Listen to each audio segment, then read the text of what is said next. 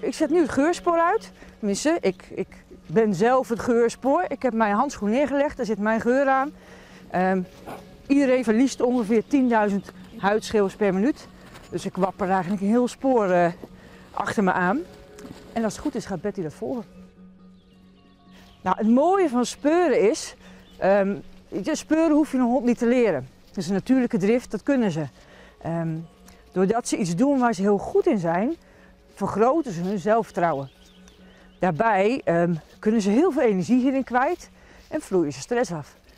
Nou, je kan je voorstellen dat voor een hondje, voor Betty, die zo onzeker is als ze hier allemaal succesmomenten heeft en het kopje aan het werk zit met die neus, dat ze daar steeds meer zelfvertrouwen van krijgt. En dat is nodig. Goed zo, meisje. Oh, wat was het spannend, hè? Ach, Pop, maar je doet het goed, hoor. Ik ben Astrid de Vries, ik ben de asielbeheerder van zwerfdierenopvang De Nomaden in Snits. Wij hebben af en toe wel eens honden in het asiel. Nou, het zien we heel vaak met een rugzak. En die moeten eigenlijk wat meer eruit en wat meer ontspannen. En die kans krijgen ze nou. Ze lijkt wat meer open dan de vorige keer. Ja.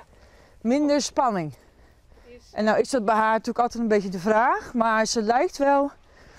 Vorige keer begon ze pas ruimschoots in het bos een beetje met die spelboogjes. Ja. En nu, kom maar, Betty. Nou ja, Betty is een heel onzeker meisje.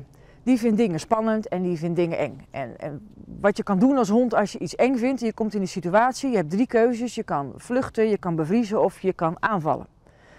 Nou, zij heeft dingen in haar rugzakje die blijkbaar bij haar getriggerd hebben dat ze moet aanvallen. Vluchten kan vaak niet, want ze zit vast. Bevriezen heeft er waarschijnlijk geen geluk op gegeven of gebracht. Dus zij komt vaak in een situatie dat ze het heel spannend vindt. Dat laat ze dan niet helemaal goed zien, want dan gaat de staart wel kwispelen en ze komt naar jou toe. En dan staat ze bij je en dan denkt ze, oh, en nu? En dan komt er in dit geval nog niet bij haar op dat ze ook zelf weer gewoon de afstand kan vergroten en weer weg kan gaan. Maar dan is het eerste van, nou ja, weet je, laat ik maar vast snappen of een beetje happen of brommen of grommen. Dan gaat het misschien wel weg.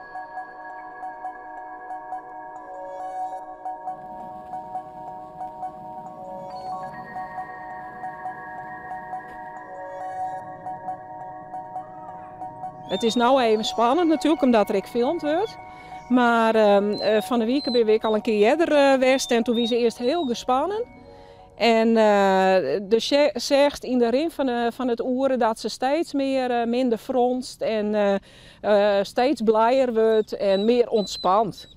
Nou, en ik vind eigenlijk allemaal dat we ons een beetje verantwoordelijk moeten voelen voor alles wat tussen wal en schip valt, mens en dier. Dan denk ik, nou, laat ik eens proberen of ik dat aan kan gaan bieden, individueel aan honden uit asiels bijvoorbeeld, uit de omgeving. En ja, het is het mooiste vak van de wereld, zeg ik altijd, want je hebt alleen maar blije honden of je probeert honden weer een beetje blij te maken. Mooi kan het niet.